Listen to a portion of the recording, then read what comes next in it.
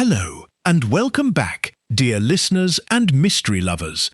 Tonight, I bring you a tale that has waited nearly a century to be told. A tale of glittering diamonds, whispered curses, and a death that shocked the quiet English countryside. They called it the Accursed Tiara of Windsor, a royal heirloom said to bring ruin upon any soul foolish enough to claim it as their own. When the tiara vanished from a locked room, and its new owner was found dead within days, the village whispered of an ancient curse finally come to collect its due. But there was one man in England who did not believe in curses.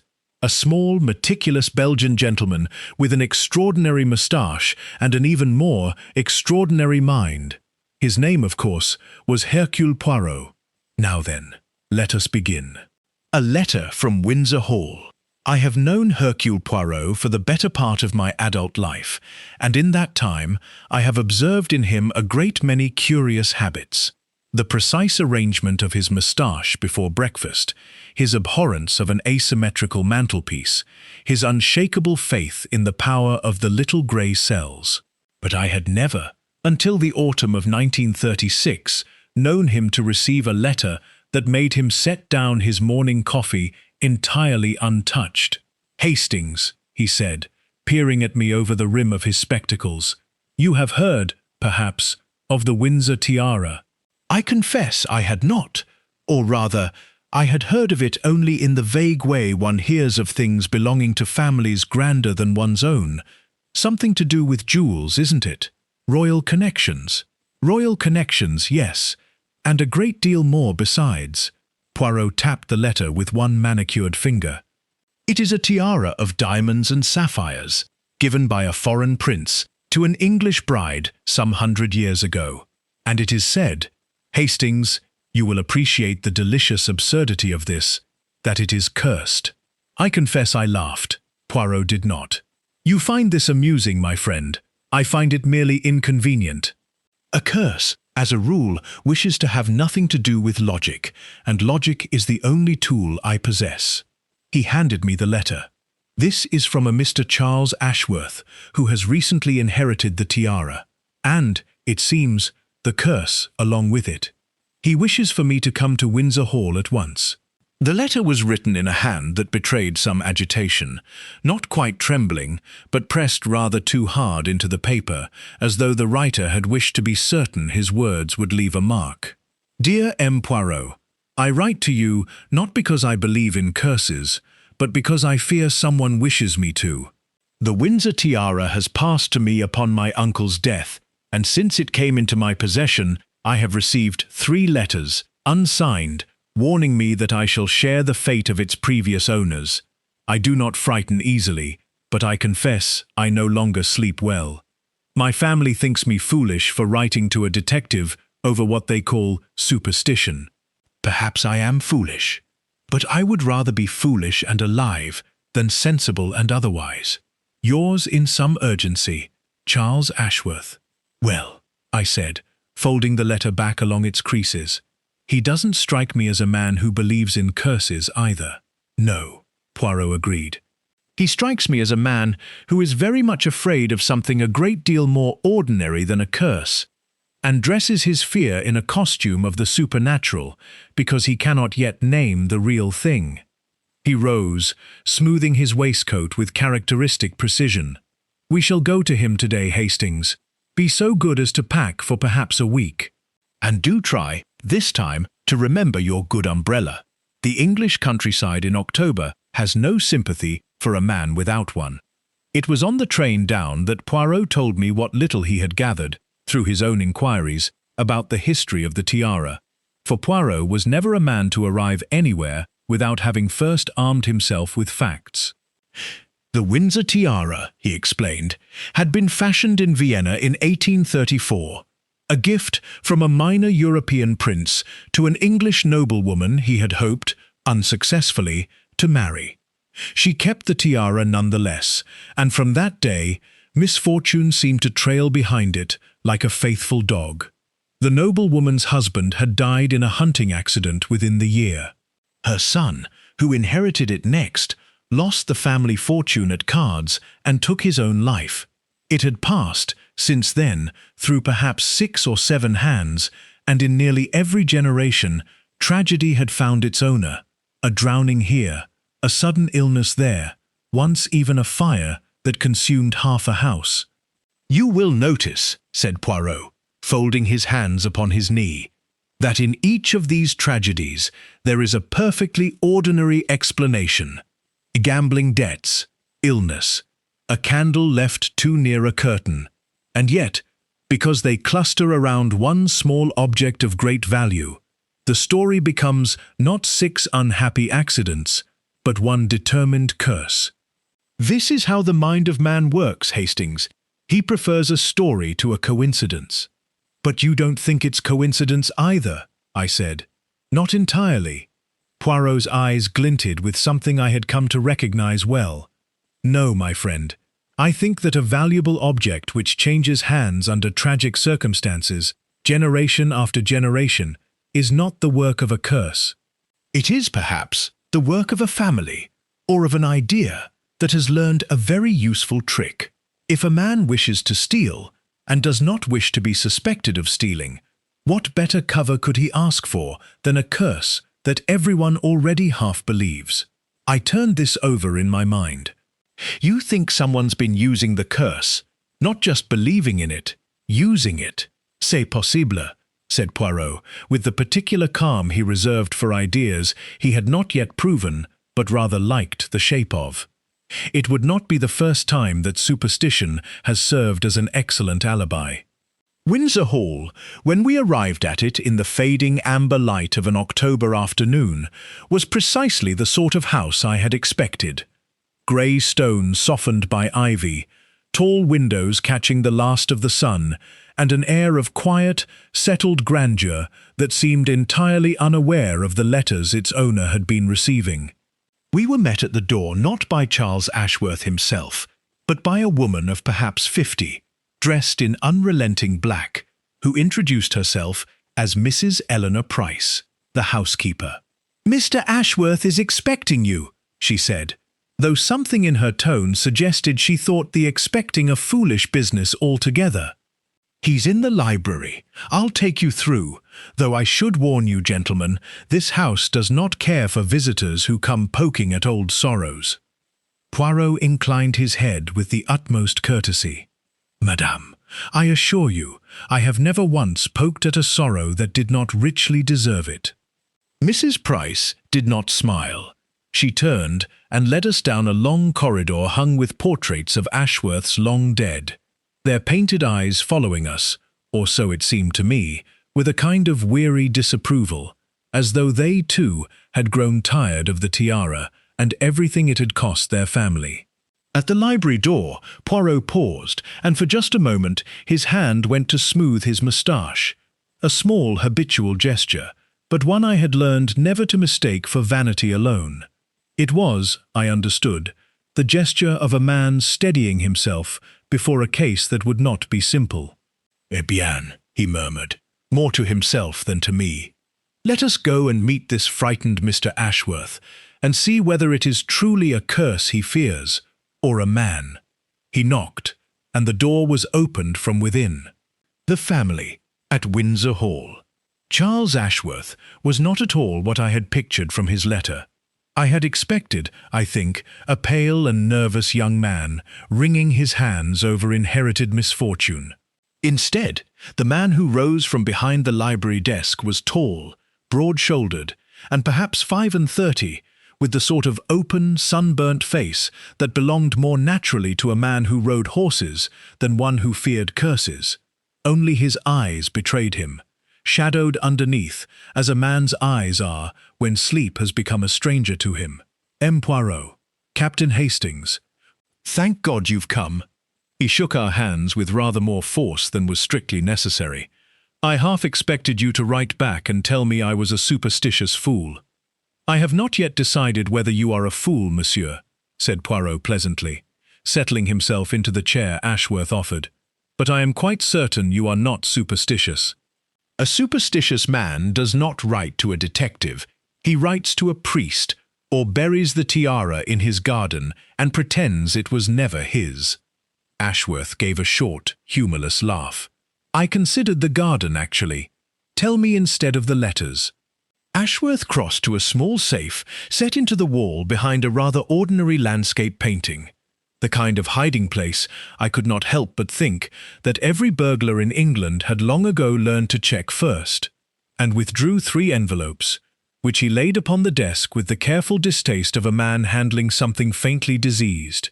Poirot examined them one by one, holding each to the lamplight, running his fingers along the edges of the paper before he had even unfolded them. Cheap paper, he murmured, the kind sold in any village shop. And yet look, Hastings, the hand is not an uneducated one. See how the letters lean, how the "g" is formed with a little flourish at the tail. This is someone who has been schooled in penmanship and has chosen, deliberately, to disguise it only a little. I looked over his shoulder. The 3 messages were brief, and each said, in slightly different words, the same thing. That the tiara claimed all who possessed it, that Ashworth's uncle had not been its last victim, and that he would do well to rid himself of it before it rid the world of him. Curious, Poirot said softly, that a curse should feel the need to write letters.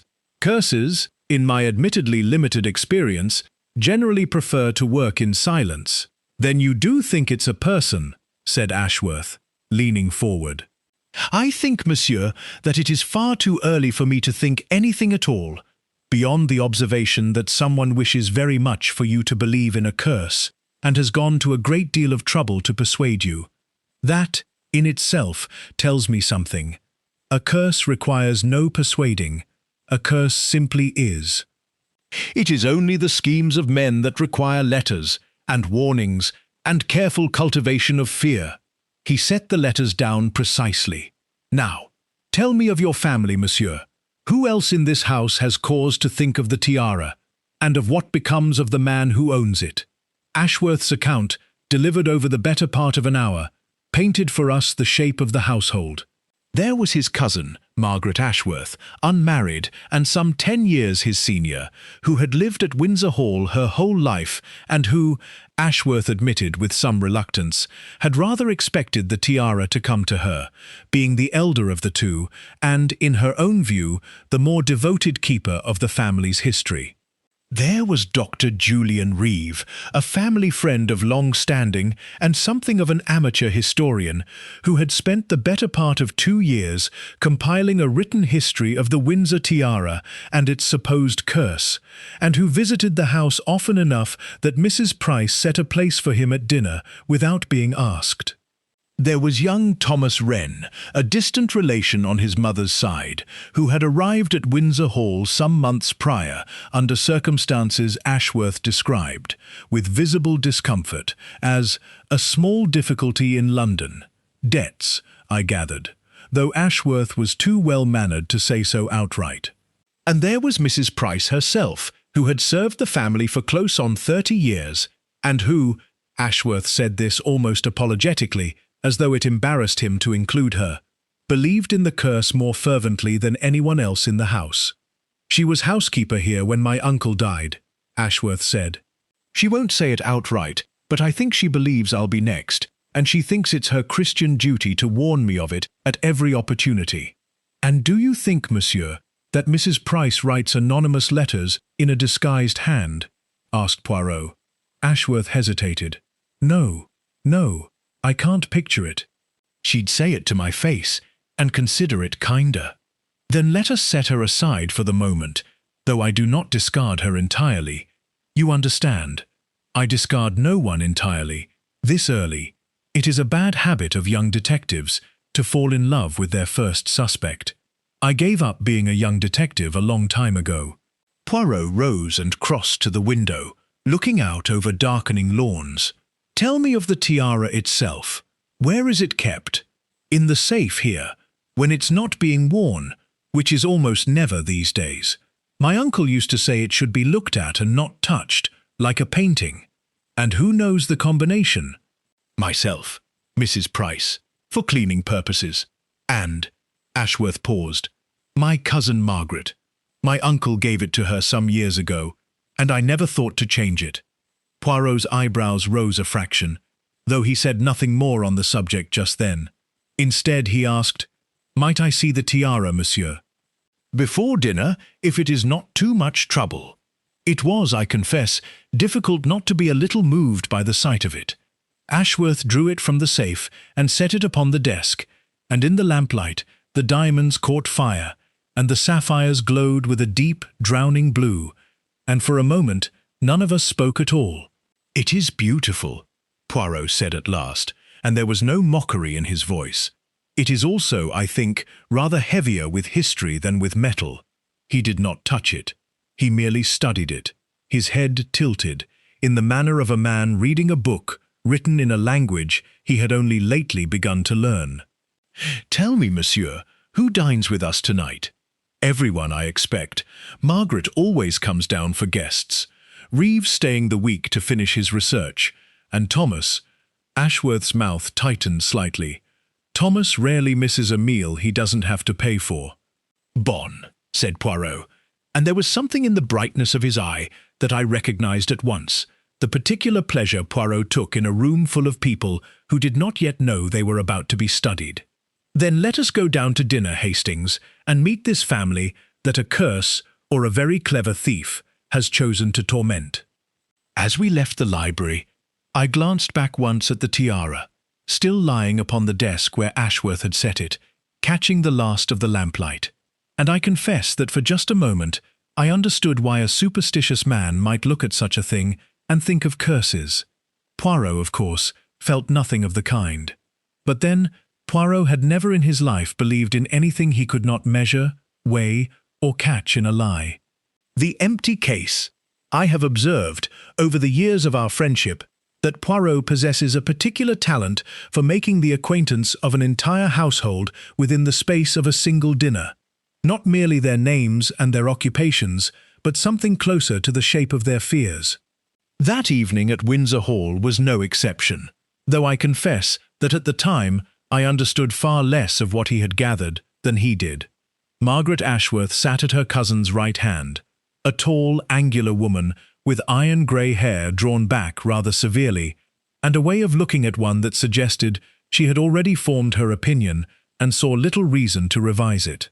She spoke of the tiara only once during dinner, and then with a coolness that struck me as almost deliberate. "It ought to have gone to the museum, in my opinion," she said, cutting her meat with precise little strokes. "Family heirlooms that kill their owners have rather outstayed their welcome in a family, don't you think, Monsieur Poirot?" "An interesting philosophy, mademoiselle," said Poirot mildly. "And yet you kept the combination to the safe." Something flickered behind her eyes. Not quite alarm, but the swift recalculation of a woman who had not expected to be reminded of small facts. "My uncle trusted me with it. I saw no reason to return the trust simply because the tiara changed hands."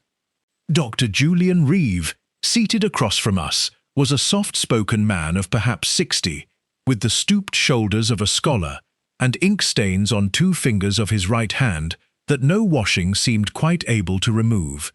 He spoke of the tiara's history with the particular warmth of a man who has spent 2 years falling in love with a subject. "There's a wonderful tragedy to it, really," he said, quite without noticing, I think, how strange the word wonderful sounded applied to a string of deaths.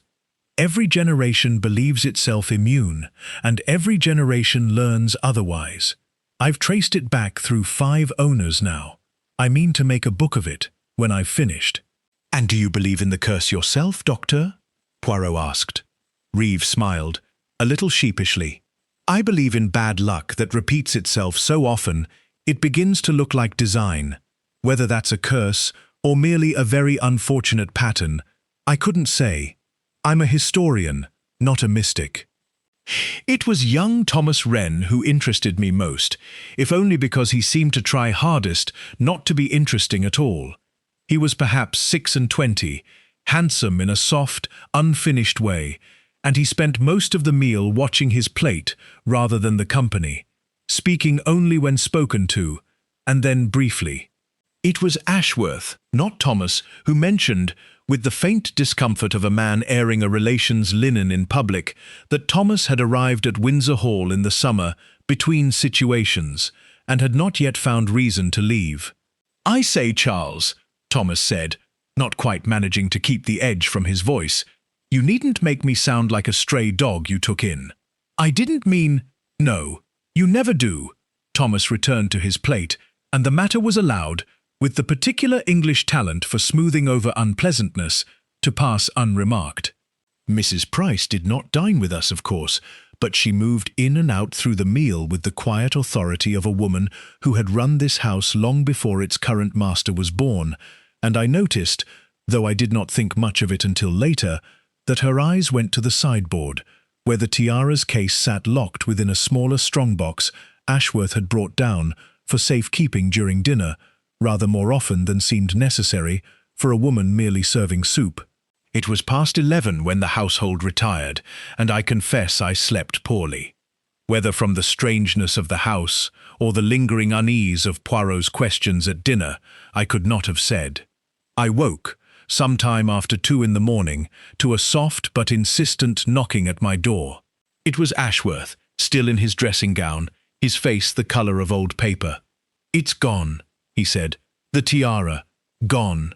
The strongbox stood open in the library, precisely where it had been left, its lock. A good lock, Poirot noted later, examining it with his glass. Entirely undamaged. Within lay the velvet case, in which the tiara had rested. The case itself had not been taken, only its contents. "You are quite certain, monsieur, that it was here when the household retired?" Poirot asked, crouching to examine the strongbox with the particular stillness he reserved for moments of real interest. "I locked it myself. 10:30, perhaps a little after. I remember, because the clock struck the half-hour just as I turned the key." "And who knew where the key was kept?" Ashworth's hand went, unconsciously, to his waistcoat pocket. "I keep it on my person, always, but—" He stopped. "But? There's a spare. My uncle had 2 cut, years ago, in case one was ever lost. It's kept in the desk drawer there." He pointed to a shallow drawer beneath the library desk. "Unlocked," I noted, "and entirely unremarkable." "And who," said Poirot softly, "knew of this spare key?" Ashworth was silent for a long moment. "Everyone, I should think. It was never a secret." "My uncle wasn't a man for secrets. He thought hiding things invited trouble more than it prevented it." He gave a short, bitter laugh. "Rather ironic, given how things have turned out." Poirot rose, dusting his knees with brisk little pats, and crossed to the window, which stood very slightly ajar, no more than an inch, but enough, I thought, for a man's fingers. "The window was closed when I retired," Ashworth said, following his gaze. "I'm certain of it." "Then someone opened it," said Poirot, "either to leave this way, or—" He paused, and I saw the thought cross his face like a shadow. "Or to suggest that someone left this way, which is not at all the same thing." He examined the sill, the frame, the small flower bed beneath the window, all with his glass, and I watched him grow steadily more thoughtful, and steadily less pleased. "No footprints," he said at last, straightening. "The ground is soft from yesterday's rain, and there is nothing. Whoever took the tiara, Hastings, did not climb through this window. They walked through that door," he gestured, "as anyone in this house might have done, and they knew precisely where to find the key, and precisely how long they had before anyone would think to check the box." "An inside job, then," I said. "An inside job," Poirot agreed, dressed very carefully to look like something else. He turned to Ashworth, and his voice, when he spoke again, had lost its earlier gentleness. "Monsieur, I must ask you a question, and I would ask that you answer it with complete honesty, for a great deal may depend upon it. Who in this house stood to gain, truly gain, in money or in position, from the tiara's disappearance?" Ashworth's face had gone very pale. "Margaret," he said slowly, as though the word cost him something to speak. "Margaret always believed it should have been hers. I confess that even I, no great detective, found myself thinking, there is our thief. It was, I would later come to understand, precisely the sort of thought Poirot most distrusted in himself, and precisely the sort of thought I had not yet learned to distrust in me. Poirot said little more that night. He returned the strongbox key to its drawer exactly as he had found it, instructed Ashworth, with unusual firmness, to say nothing yet to the rest of the household beyond the bare fact of the theft, and stood for a long while at the library window, looking out at the dark garden, his hands clasped behind his back. "Accursed does not need a spare key, Hastings," he said at last, almost to himself. "But a member of this household does. Tomorrow we will speak with everyone again, and this time, I think, we will listen rather more carefully to what they do not say." He bid me good night then, but as I climbed the stairs to my room, I could not shake the feeling that Poirot was troubled by something beyond the simple fact of the theft, some detail that had not yet resolved itself into shape, the way a word sits on the tip of one's tongue without quite arriving. I did not know, that night, that within 4 days Charles Ashworth himself would be dead, and that the curse of the Windsor Tiara would claim, or appear to claim, its most recent and most unfortunate victim. Death in the Rose Garden. I have often thought, in the years since, that if Poirot had been permitted the 2 days he asked for, 2 quiet days to interview the household without interruption, Charles Ashworth might well have lived to see the tiara recovered. But murder, as Poirot was fond of observing, has very little patience for the convenience of detectives. The morning after the theft was, on its surface, an ordinary one. Poirot rose early and spent the better part of an hour in the library alone, though what he did there he did not say. At breakfast, the household gathered in a silence that had less to do with grief, for the loss of the tiara had not yet been announced beyond the family, than with a general, unspoken tension that seemed to have settled over the house like a fog that refused to lift. Margaret Ashworth ate almost nothing. Thomas Wren, I noticed, ate a great deal, in the manner of a young man who eats to occupy his hands rather than his appetite.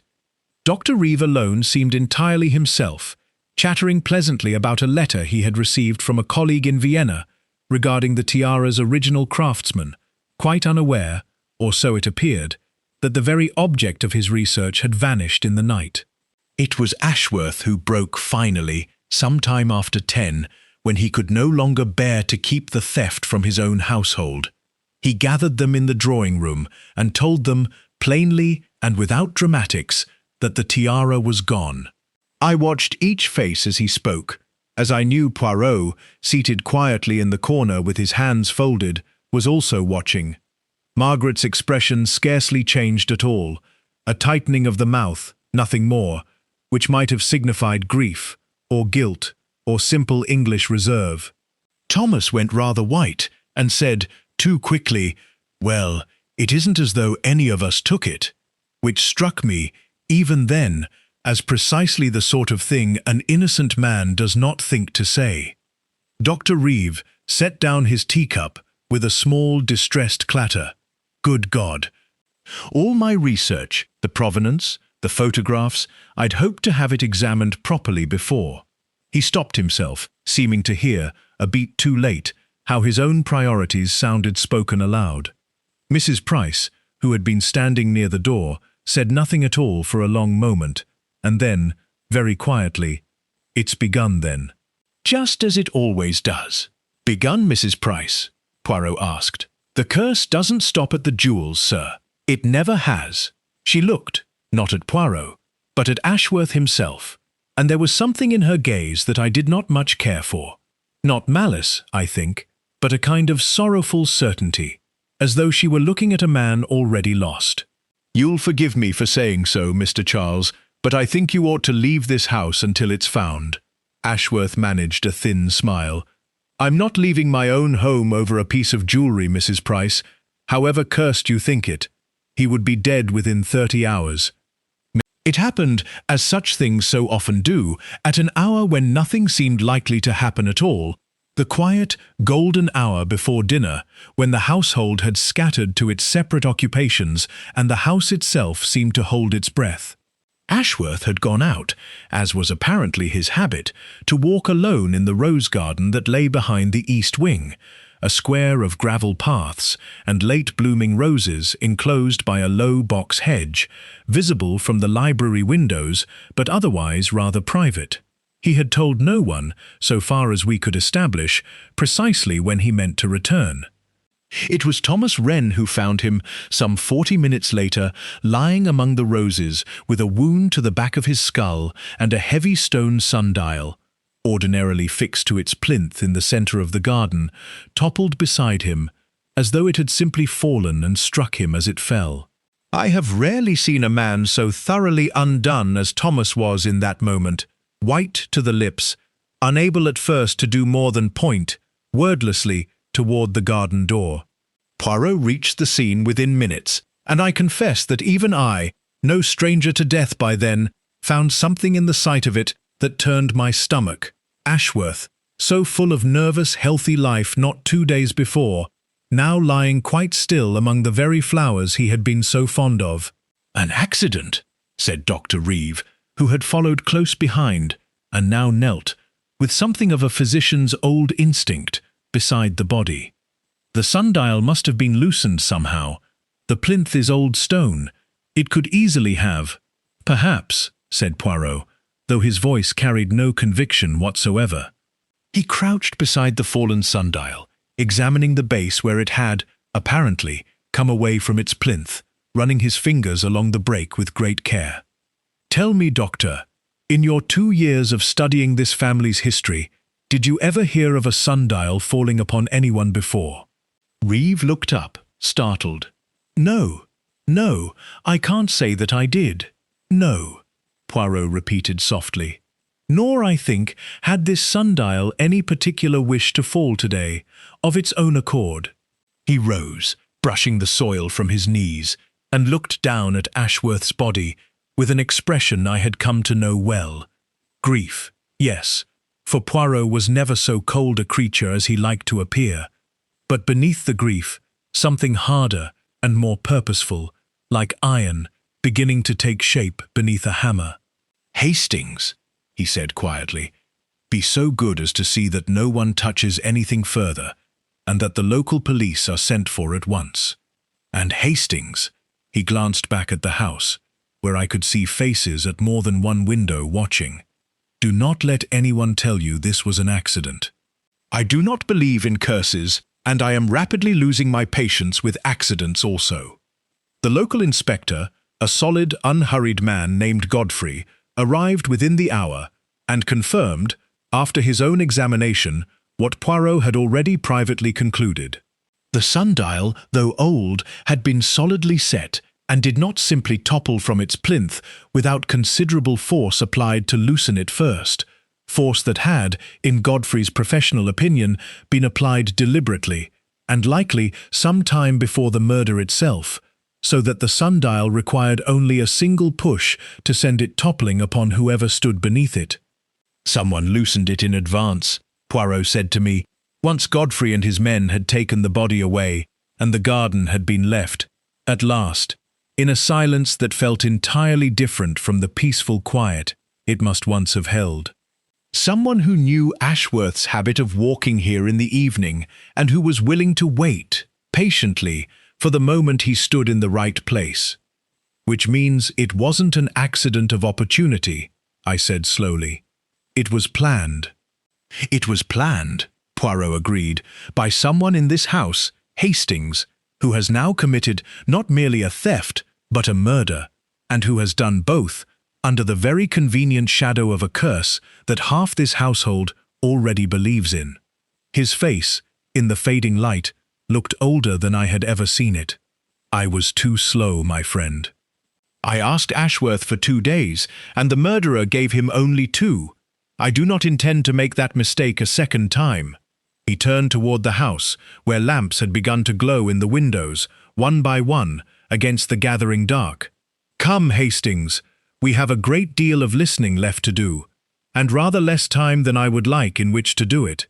The wrong-thread Inspector Godfrey, to his credit, proved a sensible man, willing enough to let Poirot conduct his own inquiries alongside the official investigation, provided, as he put it, not unkindly, that nothing walked out of this house before I've had my say in it.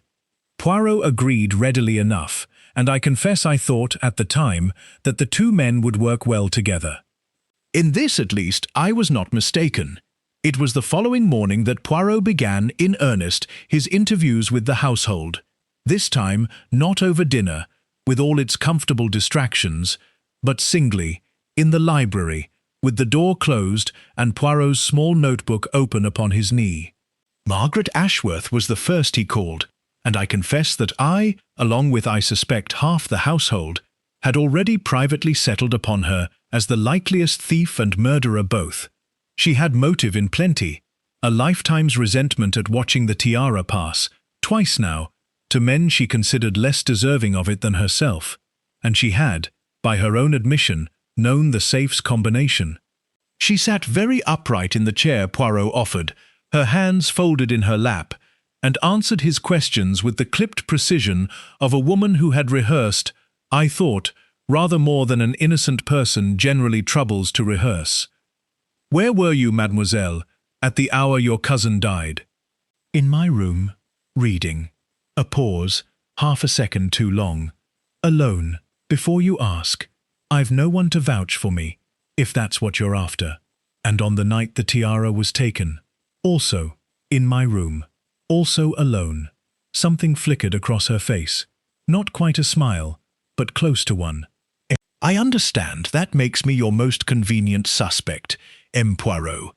I shan't pretend to be sorry that Charles inherited what I always thought should have been mine. But wanting a thing is not the same as taking it, whatever the police may prefer to believe." "No," Poirot agreed. "It is not the same thing at all. And yet, mademoiselle, I find myself curious. If the tiara meant so much to you, why did you never once, in all the years since your uncle's death, ask that it be given into your keeping instead of Charles's?" For the first time, her composure wavered, just slightly. "Because I knew what would be said of me if I did. That I was a bitter old spinster, grasping after a dead man's jewellery. I preferred my pride to their opinion of me. M. Poirot. It is, I find, rather easier to keep." It was, I thought afterward, a strange and rather sad little confession, and one that Poirot seemed to weigh carefully, though he said nothing more of it that morning. It was Thomas Wren, however, who occupied the greater part of Poirot's attention over the following 2 days, and I will confess plainly, since I have promised myself to set down this account honestly, that Poirot's attention very nearly led him entirely astray. Thomas's story, when Poirot drew it fully from him, was this. He had come to Windsor Hall in the summer, following what he described, at last, without Ashworth's diplomatic vagueness, as a bad run at the tables that had left him owing rather more money than he cared to name to men who were not inclined to wait patiently for it. Charles Ashworth, distant cousin though he was, had taken him in out of what Thomas himself called family charity I didn't much deserve, and had, moreover, quietly settled the worst of his debts some 6 weeks prior. "So you owed him a debt of gratitude," Poirot said, "in addition to whatever remained unpaid to your former creditors." "Yes," Thomas said miserably. "Which makes it look worse, doesn't it?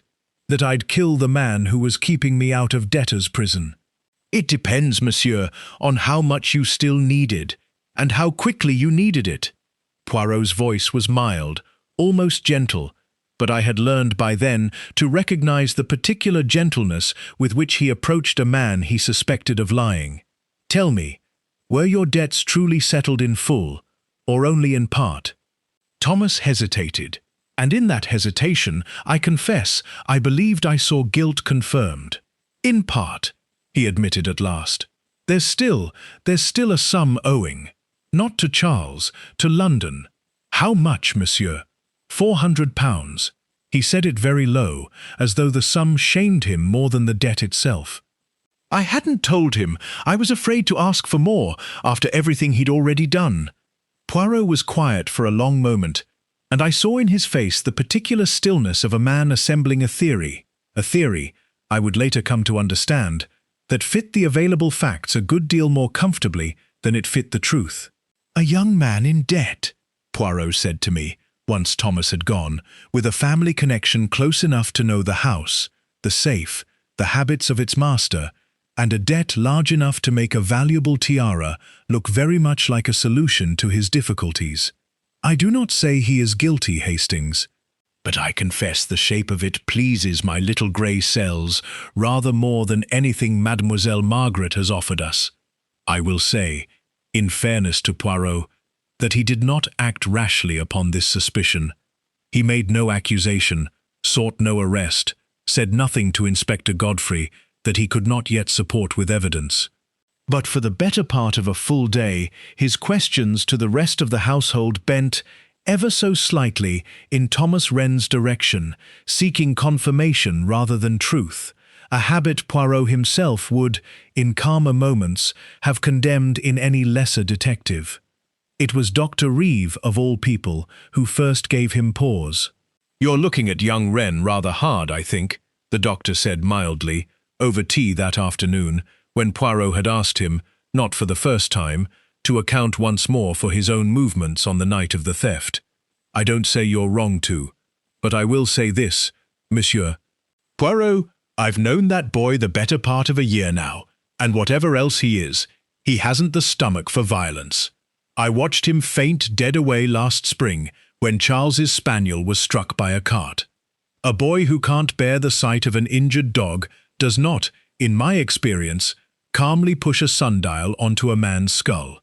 Poirot said nothing to this at the time, but I noticed, that evening, that he sat a good while longer than usual over his coffee, his brow furrowed in the particular way that meant he was displeased, not with the case, I think, but with himself.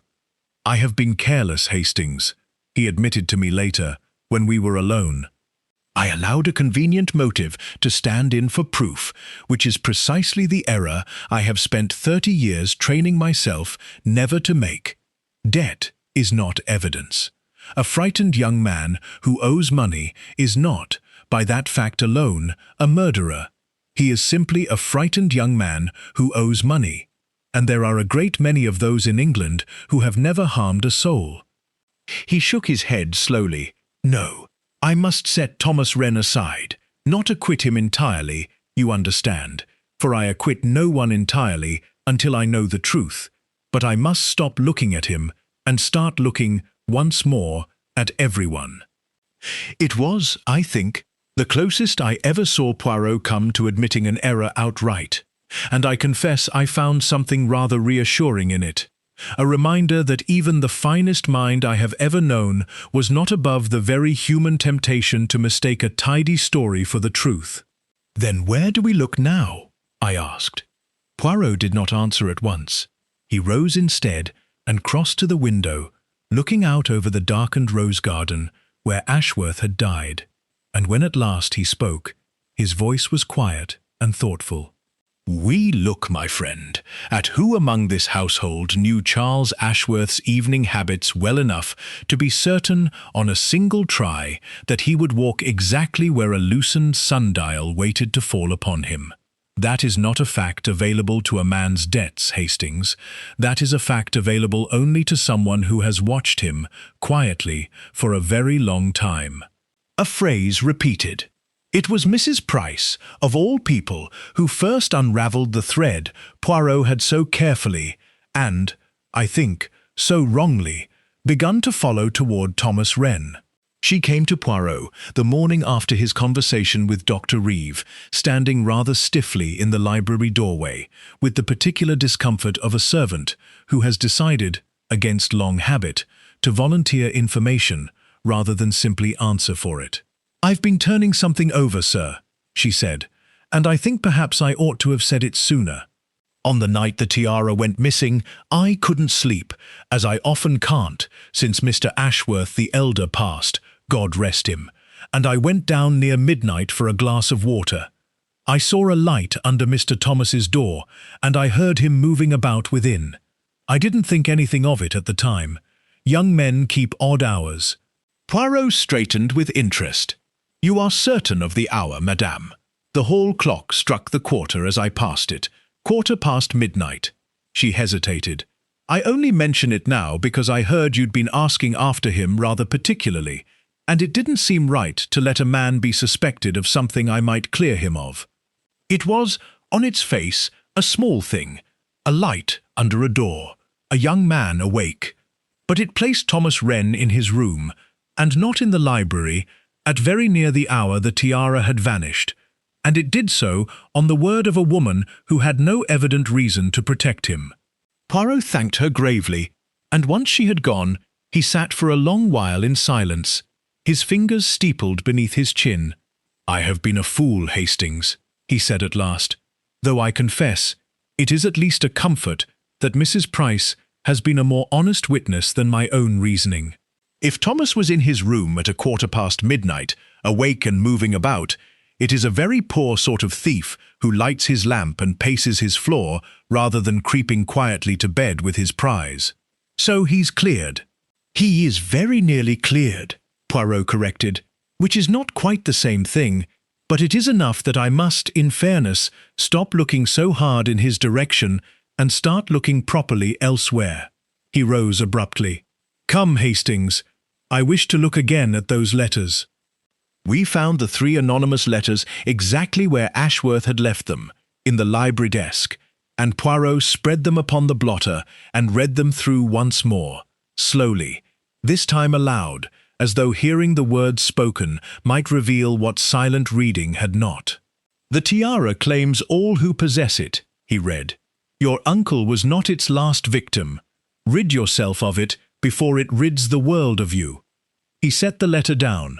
Curious phrasing, Hastings. Rid the world of you. An odd, almost literary turn for an anonymous threat, do you not think? Most men, wishing to frighten, write something cruder. You will die. You will be next. This writer prefers his menace dressed in rather better English than the occasion strictly requires. A man who chooses his words carefully, I said. An educated man. Or a man accustomed to writing for others to read. A man who thinks, perhaps, in sentences rather than threats. Poirot's eyes had taken on the particular brightness I had learned to watch for. Hastings, do you recall what Dr. Reeve told us of his research? That he means to make a book of the tiara's history? You think he's seen these letters somewhere before, copied them? I think, mon ami, it may be rather the other way about. Poirot rose with sudden decision. Come, I believe it is time we asked the good doctor whether we might see his manuscript. Dr. Reeve received the request with every appearance of pleasure. Indeed, I think it was the first time since our arrival that I saw him entirely at his ease, for an author shown genuine interest in his life's work is rarely troubled by the asking. He produced, from his room, a thick folder of typed and handwritten pages, and spread them upon the table with evident pride. It's not finished, of course, he said, but I flatter myself it's thorough. Every owner, every tragedy, as best I've been able to trace it back through parish records and old newspapers. Poirot read in silence for some minutes, turning the pages with careful fingers, and I watched his expression grow, by slow degrees, very still indeed. The stillness, I had come to understand, of a man who has found precisely what he was looking for, and is doing his best not to show it too soon. Doctor, he said at last, very quietly, I find here a passage concerning the tiara's third owner, the young man who took his own life at cards. You write here. He turned the page toward Reeve. He might have rid himself of the curse, had he only had the courage to rid the world of the tiara instead. Reeve blinked. Yes, it's a fair turn of phrase, I thought. It is a very fair turn of phrase, Poirot agreed. So fair, in fact, that it appears again, almost word for word, in a letter sent to Charles Ashworth some 3 weeks ago, a letter warning him, in an unsigned hand, to rid himself of it before it rids the world of him. He let the silence stretch a moment before he added, gently, I did not know, Doctor, that anonymous letter writers were in the habit of reading unpublished manuscripts before composing their threats. The colour drained slowly from Dr. Reeves' face. That's absurd. Anyone might land upon a similar phrase. It's hardly an uncommon sentiment. Perhaps, said Poirot. One coincidence of phrasing, I would grant you, Doctor, might be nothing at all, but I find, on a closer reading, that there are 3 such echoes between your manuscript and these letters, 3 turns of phrase too particular, I think, to have arrived at twice by chance alone. He folded his hands. I do not say you wrote these letters, Dr. Reeve. I say only that whoever did had read your work, closely and recently, and I find myself curious how many people in this house, or outside it, have had that privilege. Reeves' hands, I noticed, had begun very slightly to tremble. No one, he said, after a long moment. No one has read it. I haven't shown it to a soul, not even Charles.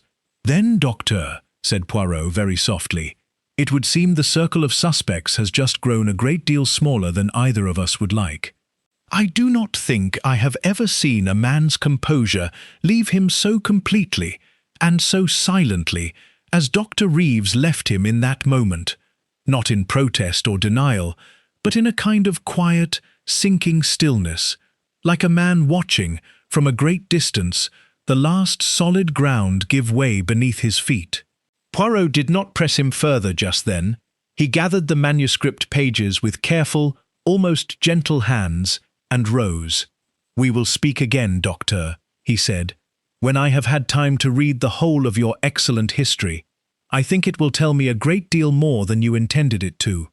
He said nothing further as we left the room, but I saw, in the set of his shoulders as we walked back down the corridor, that Hercule Poirot believed, at last, that he had found the true shape of the thing, and that whatever curse still lingered over Windsor Hall, it wore, beneath its borrowed robes, a face he now knew rather well. What the manuscript concealed, Poirot spent that evening, and a good part of the night besides, alone in the library with Dr. Reeves' manuscript spread before him, page after handwritten page, read and reread with the particular patience I had seen him bring to only the most serious of puzzles. I offered, once, to sit up with him, but he waved me toward bed with a distracted flick of his hand, and it was not until breakfast the next morning that I learned what those hours had yielded. Sit, Hastings, and I will tell you what I have found, though I confess I do not much like the shape of it. He pushed a slip of paper across the table toward me, not one of the anonymous letters, but a single sheet that had clearly come loose from among the manuscript's pages. This was tucked between the chapter concerning the tiara's 4th owner and the 5th. I do not think Dr. Reeve intended it to remain there. I think rather he forgot it was there at all. I read it. It was brief, and unmistakably a love letter, undated, unsigned in full, but addressed simply to my dearest M, and speaking, in the careful, slightly old-fashioned language of a man past his youth, of patience rewarded, of a future the writer hoped they might soon share once certain difficulties are behind us. Reeve and Margaret, I said slowly. So it would seem. Poirot's face was grave. I asked Mrs. Price, this morning, a question I ought perhaps to have asked on our very first day. How long Dr. Reeve has been a friend of this family. She tells me he was, 30 years ago, very nearly engaged to Margaret Ashworth's late mother's younger sister, before family objections ended the match. He never married. Neither, as you know, did Margaret. And he has visited Windsor Hall, by Mrs. Price's account, with a regularity that outlasts any ordinary friendship with the family, and rather outlasts, I think, any purely scholarly interest in a tiara's history. You think they've been an understanding all this time? I think it is rather more than an understanding, Hastings, if this letter is any guide. And I think a man does not spend 2 years compiling a detailed history of a valuable object's misfortunes without, somewhere in his mind, considering what might be done with such knowledge. Poirot folded the letter carefully back along its crease. Consider what we know. Dr. Reeves' manuscript supplied the very phrases used to threaten Ashworth. Phrases, he swears, that no one else has read. And yet here is a woman who has loved him, by every appearance, for the better part of 30 years, and who would have had every opportunity, on any one of his frequent visits to this house, to sit beside him as he wrote, or to read his pages over his shoulder, as those who love a writer's work are so often permitted to do. I turned the thought over slowly. Margaret read the manuscript. Margaret knew the phrases. Margaret used them in the letters, or dictated them, or suggested them, to a man who loved her enough to write what she asked, without questioning too closely why she asked it. Poirot's voice had grown quiet, almost sorrowful. And Margaret, Hastings, is the one person in this house who gains something rather more substantial than a tiara from her cousin's death. Charles Ashworth was unmarried and childless, and I have confirmed this morning, through a telephone call to the family's solicitor in London, that in the absence of a wife or issue, the Windsor estate, house, land, and whatever remains of the family fortune passes now to his nearest blood relation. Margaret? Margaret, Poirot confirmed. Mistress of Windsor Hall at last, 30 years after she first believed she deserved to be. And a tiara conveniently vanished before the murder, so that no one thinks to ask where its value might have gone, or into whose hands. We found the head gardener, a taciturn man named Beckett, who had served the family almost as long as Mrs. Price herself, tending the very rose garden where Ashworth had died, and it was he, once Poirot had drawn him gently into conversation, who supplied the final thread. Dr. Reeves, sir? Aye. He was out here the morning before it happened. Said he wanted to look close at the old sundial, for his book, measuring it, he said, and making notes of the inscription round the base. Spent the better part of an hour on his knees beside it, if I recall. I thought nothing of it. He's always poking about at old stonework for that history of his. And the plinth, monsieur, was it loose, when last you yourself examined it, before that day? Beckett shook his head firmly. Solid as the church tower, sir. I'd have noticed. I tend that garden every day of my life, near enough, and I'd stake my wagers that dial hadn't shifted an inch in the 20 years I've cared for it, not till the very day it fell. Poirot thanked him gravely, and as we walked back toward the house, I saw in his face the particular weariness that always seemed to follow. For him, not the solving of a case, but the confirmation of its solution, for Poirot took no pleasure, ever, in being proven right about the worst in people. An hour on his knees beside the sundial, Hastings, with tools enough about him to loosen a plinth that had stood solid 20 years, and no one to think it strange, because a scholar kneeling over an old stone with his notebook is the most natural sight in the world. He shook his head slowly. It was patience, this crime. Patience and love, and a great deal of very careful cruelty dressed up as devotion. Dr. Reeve did not kill Charles Ashworth for a tiara, I think. He killed him for a woman he has loved for 30 years, and for a house he believed she was always meant to have. And Margaret? Did she know what he meant to do? Poirot's face when he answered was graver than I had yet seen it. That, mon ami, is the question I mean to put to them both this very evening. And I think, before the night is out, we shall have our answer, whether they wish to give it or not. The little grey cells Poirot arranged the gathering for that evening in the drawing-room, in the manner I had come to recognize as entirely his own. The household assembled as though for nothing more sinister than after-dinner coffee. Inspector Godfrey seated quietly near the door, and Poirot himself standing before the cold hearth with his hands clasped behind him, in no apparent hurry at all to begin. "I have asked you here," he said, once the last of the coffee cups had been set down, "because I believe I now understand what has truly happened in this house. Not a curse, mesdames et messieurs, though I confess the curse has served its purpose rather well. It has served, in fact, precisely the purpose it was chosen for. To make us look everywhere except at the two people among you who loved each other quietly enough and long enough that no one thought to ask what such a love might drive a careful man to do. I watched Margaret Ashworth's face go very still, and Dr. Reeves' teacup rattle, just faintly, against its saucer.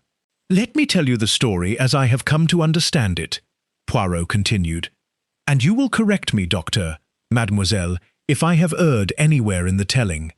Some 30 years ago, a young scholar and a young woman named Margaret formed an attachment that her family did not approve and did not permit to flourish.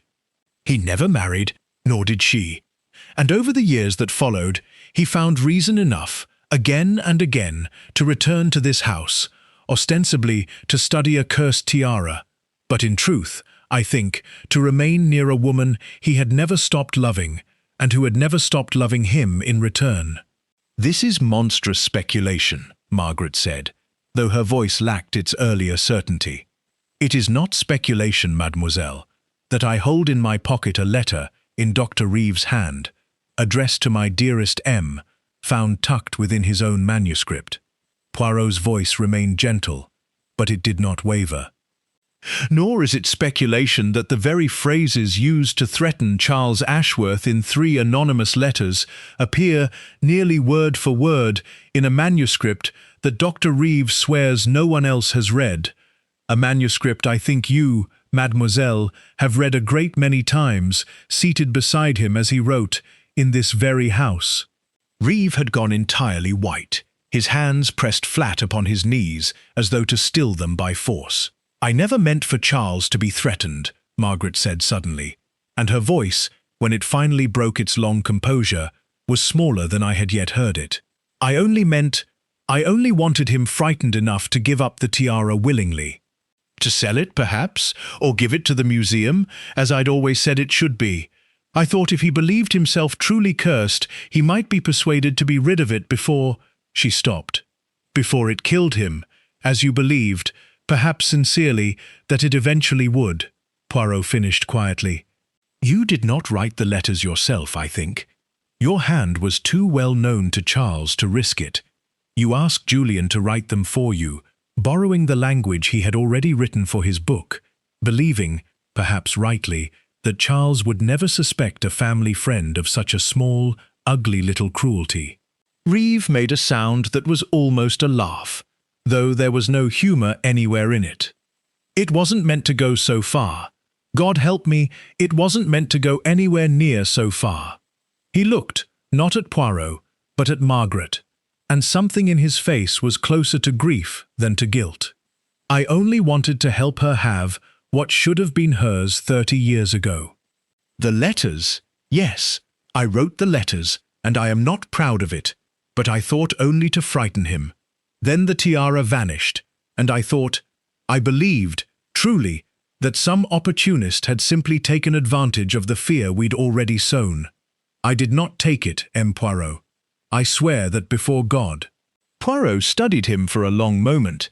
"No," he said at last, "I do not believe you did. The theft of the tiara, I think, was not your doing at all, Doctor, nor Mademoiselle's. It was a crime of opportunity, seized by someone who saw the fear you had planted and used it for a purpose entirely your own. We will come to that." "But the sundial, Dr. Reeve, the sundial you knelt beside for the better part of an hour, with your notebook and your careful measurements, loosening a plinth that had stood solid for 20 years, that, I think, was very much your own doing, and no one else's." The silence that followed was the longest of the evening. "He never should have inherited it," Reeve said finally, very quietly, all pretense gone from his voice at last. "Not the tiara, the house, the name, everything that should have been Margaret's, and was given instead to a boy who barely knew his own family's history, because he happened to be born a man and she a woman. I watched her live 30 years in the shadow of a house she loved more than her own life, waiting for something that was never coming to her. I am an old man, M. Poirot. I had very little left to lose, and a great deal I wished, before the end, to give her." "So you killed him," Poirot said, without cruelty, but without softness either, and dressed the murder in a curse you yourself had helped invent, so that no one would think to look at an old scholar on his knees beside a sundial, notebook in hand, doing nothing more sinister, it would seem, than his harmless research. Reeve did not deny it again. He simply nodded, once, and reached across the small distance between his chair and Margaret's to take her hand, and I confess that whatever horror I felt at his crime, I felt also, in that small and terrible gesture, something very near to pity. It was Thomas Wren, in the end, who supplied the final piece. And I think it a mark of Poirot's essential fairness that he insisted the boy be heard before the evening closed, rather than simply left, unspoken for, beneath the shadow of suspicion he had so nearly borne alone. "I didn't take the tiara," Thomas said, when Poirot pressed him gently one last time. "But I'll admit, I thought of it. That night, I was awake. Yes, because I'd gone down earlier and seen the strongbox unlocked, quite by chance, when Charles fetched something from the desk. I thought about it for an hour, God forgive me, sitting in my room with the lamp lit, working up the nerve to go down and take it and solve all my troubles at a stroke. I never did it. I hadn't the courage in the end, or the wickedness, I don't know which to call it. But I think, sir, someone else came down after I'd given up the idea and gone to bed. I heard footsteps on the stair, past midnight. I didn't think to mention it. I was too ashamed of my own thoughts that night to want to speak of the hour at all. It was Beckett, the gardener, roused from his cottage and questioned once more, who finally named the hand that had taken the tiara, for he had seen, on the night in question, a light moving in the shrubbery near the library window, and had thought it merely a fox, until, questioned closely, he recalled the particular unsteady gait of Mrs. Price, who suffered, he said, from a bad hip that gave her walk a small, unmistakable hitch. Mrs. Price did not deny it when Poirot came to her. She had taken the tiara, she admitted at last, not from greed, but from a fear 30 years deep, a conviction, sincere and unshakable, that so long as the tiara remained in the house, it would go on claiming its Ashworths one by one, as she had watched it do since she was a girl in service. She had meant, she said, to bury it, or cast it into the lake, and be done with the family's curse forever. She had not reckoned on a murderer using the very theft she'd committed as cover for his own far darker purpose. The tiara itself was found within the week, wrapped in oilcloth and buried beneath the roots of an old elm at the garden's edge, recovered, ironically enough, not far from the very spot where Charles Ashworth had died. We left Windsor Hall on a grey morning some days later, the case closed, the household forever changed. Margaret would not, I think, ever again know the peace she had once imagined a house like Windsor Hall might bring her, not with the man she loved bound for the gallows, and the inheritance she had wanted for 30 years arriving, at last, steeped in a guilt she would carry the rest of her days. "You were wrong about Thomas," I said to Poirot, as our train pulled away from the platform, unable quite to resist it. "I was," Poirot agreed, without any of the wounded pride I might once have expected from him. "I mistook a convenient motive for a true one, and I very nearly let it cost an innocent man his good name. It is, I think, the oldest error in my profession, Hastings, to fall so in love with the shape of a theory that one stops asking whether the facts truly support it or merely fail to contradict it. I do not think I shall make that particular mistake again very soon. But I dare say I shall make another, in its place, before I am through. It is, after all, only human." I said nothing to that, for there seemed nothing worth saying, only that I had never before heard Poirot speak so plainly of his own fallibility, and I found, oddly, that it did not diminish him in my eyes in the least. If anything, it made him seem, for the first time in all the years I had known him, rather more like the rest of us than he ever cared to admit. Outside the window, the English countryside slid past in shades of grey and gold, indifferent, as it always is, to the small tragedies that occur beneath its hedgerows and its ancient stones. Somewhere behind us, Windsor Hall stood grey and silent in the morning mist. Its curse, if it had ever truly been a curse at all, laid finally to rest, not by superstition, but by the patient, unglamorous work of a small Belgian gentleman who trusted nothing in this world so much as his own little grey cells.